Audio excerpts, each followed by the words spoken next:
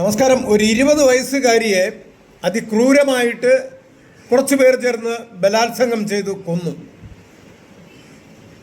അതിനെക്കുറിച്ചാണ് ഇന്നത്തെ വീഡിയോയിൽ ഞാൻ പറയുന്നത്. എന്തുകൊണ്ടാണ് കൊലപാതകം നടന്നത് എന്നുള്ളത്. നമസ്കാരം. ഞാൻ all Kerala men's association president Vattiyoorkavu Ajith Kumar. എല്ലാവരും ഈ വീഡിയോ ഷെയർ ചെയ്യുക, നമ്മുടെ പേജ് ഫോളോ ചെയ്യുക, നിങ്ങളുടെ അഭിപ്രായങ്ങൾ രേഖപ്പെടുത്തുക. നമ്മുടെ കേരളത്തിലല്ല, വേറൊരു സ്റ്റേറ്റിലാണ്.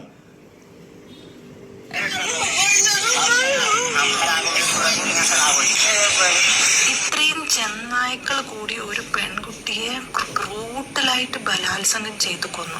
ഈ കുട്ടി കരഞ്ഞു പറയുന്നുണ്ട്, നിങ്ങൾ ഈ ചെയ്യുന്നത് കൊണ്ട് ഞാൻ മരിച്ചു പോവും, എനിക്ക് സഹിക്കാൻ പറ്റുന്നില്ല. പറയാൻ പറ്റില്ല, അത്രയ്ക്ക് അറപ്പുള്ള ക്രൂരതയാണ് ഈ കുട്ടിയോട് ചെയ്തത്. നീറ്റ് എക്സാം എഴുതാൻ തയ്യാറെടുക്കുന്ന ഈ പെൺകുട്ടിയെ സ്വന്തം കാമുകൻ കൂട്ടിക്കൊണ്ടു പോവുകയാണ് ഒരു കാട്ടിനുള്ളിലേക്ക്. അവിടെ അവന്റെ ഒരുപാട് ഫ്രണ്ട്സുകൾ ഉണ്ടായിരുന്നു. അവരെല്ലാം കൂടിയിട്ടാണ് ഈ കുഞ്ഞിനെ ഇത്രയും ക്രൂരമായിട്ട് കൊലപ്പെടുത്തിയത്. പെട്ടെന്നുള്ള ചെന്നായ്ക്കളുടെ ആക്രമണത്തിൽ നിന്ന് ഇതിൽ പറയുന്നൊരു റിയാക്ഷൻ വീഡിയോ ആണ്. ഇതിൽ പറയുന്നത് സ്വന്തം കാമുകൻ, അങ്ങനെ ഒരു കാമുകനുണ്ടോ? സ്വന്തം കാമുകനില്ല. നമ്മൾ ഇപ്പോൾ പുരുഷന്മാരായാലും പെൺകുട്ടികളെ പ്രണയിക്കാറുണ്ട്. ഈ പ്രണയിക്കുമ്പോൾ നമ്മളെല്ലാവരും നമ്മുടെ സ്വന്തം കാമുകി നമ്മുടേതാണ്, അല്ലെങ്കിൽ നമ്മുടെ ഭാവി ഭാര്യയാണ് എന്നൊക്കെ കരുതിയിട്ടാണ് നമ്മൾ പുരുഷന്മാരും സ്നേഹിക്കുന്നത്, പ്രണയിക്കുന്നത്.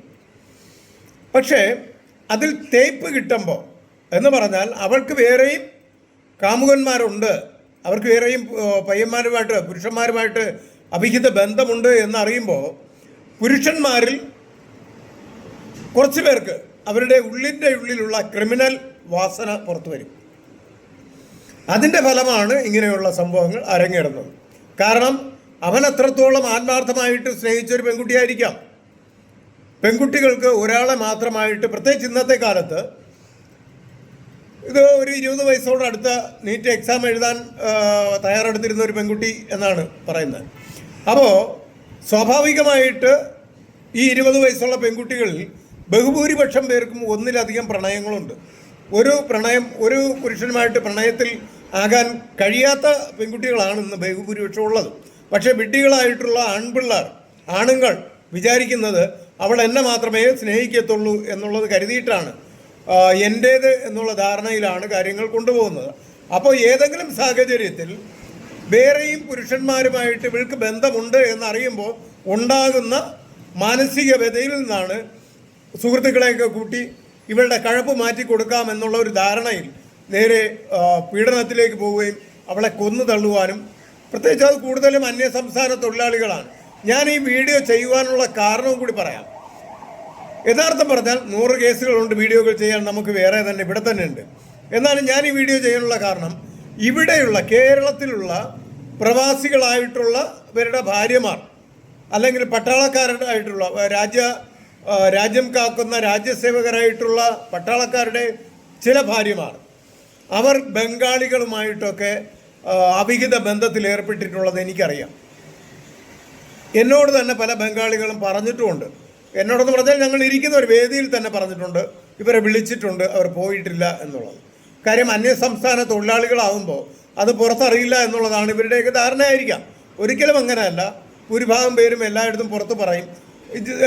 ജിഷയുടെ ഇപ്പോൾ ഇന്ന് നടക്കുന്ന നമ്മൾ തമ്മിൽ പ്രോഗ്രാമിൽ ഞാൻ പറഞ്ഞ ഒരു കാര്യമാണ്, ജിഷയുടെ കൊലപാതകത്തെക്കുറിച്ച് അവിടെ ഓപ്പോസിറ്റിൽ നിന്ന് ഒരാൾ പറഞ്ഞപ്പോൾ, ഒരു ലേഡി പറഞ്ഞപ്പോൾ ഞാനതിനെ ഖണ്ഡിച്ചു. എന്തുകൊണ്ട് ജിഷയെ കൊല ചെയ്യപ്പെട്ടു? ജിഷയെ കൊന്നത് ബംഗാളിയാണ്. ബംഗാളികളുമായിട്ട് പിന്നെ മരിച്ചത് കൊണ്ട് തന്നെ അതിലോട്ട് കൂടുതൽ എനിക്ക് സംസാരിക്കാൻ അന്ന് ഞാൻ കുറെ പറഞ്ഞതാണ്. അതുകൊണ്ട് ഇനി അതിലോട്ട് പോകാൻ താല്പര്യവുമില്ല. അപ്പോൾ ബംഗാളികളുമായിട്ട് അഭിഹിത ബന്ധങ്ങൾ വയ്ക്കുന്ന സ്ത്രീകൾ മനസ്സിലാക്കുക, നിങ്ങൾക്ക് അവരുടെ ക്രിമിനൽ വാസന ഒരുപക്ഷെ അവർക്കുണ്ടാവും.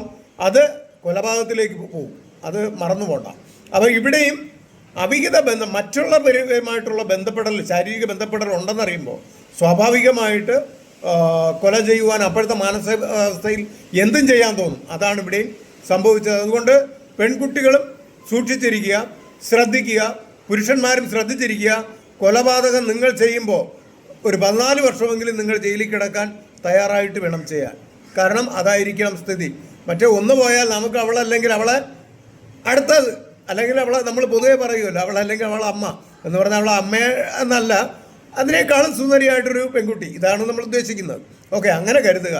അപ്പോൾ കൊലപാതകം ഒന്നിനും ഒരു പരിഹാരമല്ല, ആത്മഹത്യയും ഒന്നിനും ഒരു പരിഹാരമല്ല. ഓക്കെ, അപ്പോൾ എല്ലാവരും ഷെയർ ചെയ്യുക, കമൻറ്റ് ചെയ്യുക, നമ്മുടെ പേജ് ഫോളോ ചെയ്യുക. Thank you.